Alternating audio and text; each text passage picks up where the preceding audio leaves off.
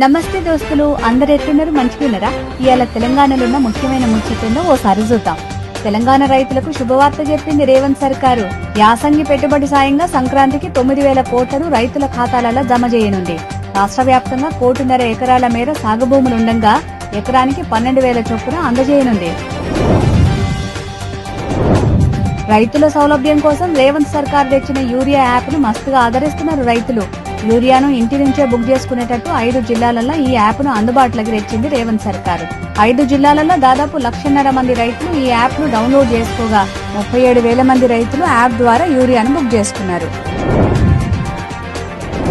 చెరువుల ప్రాధాన్యాన్ని తెలిపేటట్టు kite festival ని నిర్వహిస్తున్నది రేవంత్ సర్కార్.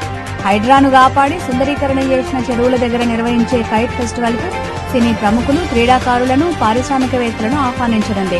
జనవరి 11, 12, 13 తేదీలలో ఈ కైట్ ఫెస్టివల్ జరగనున్న సంగతి ఎరికైంది. తమ పార్టీ అధినేత ప్రజలలోకి వస్తాడని ఎదురుచూసిన బీఆర్ఎస్ శ్రేణులకు మల్లోపారి నిరాశ ఎదురైంది. 2 రోజుల క్రితం తాను ప్రజల్లోకి వస్తానని చెప్పిన కేసీఆర్ మళ్లా ఫామ్ హౌస్ లకే పోయిండు.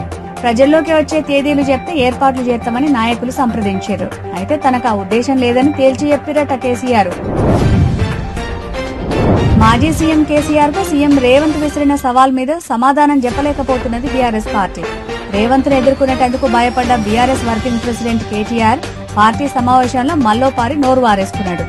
ఇక ఇయ్యాలటి తెలంగాణలో ఉన్న ముఖ్యమైన ముచ్చట్లు. మంచి ముచ్చట్లతోటి రేపు మళ్ళా కలుద్దాం. శనార్థులు.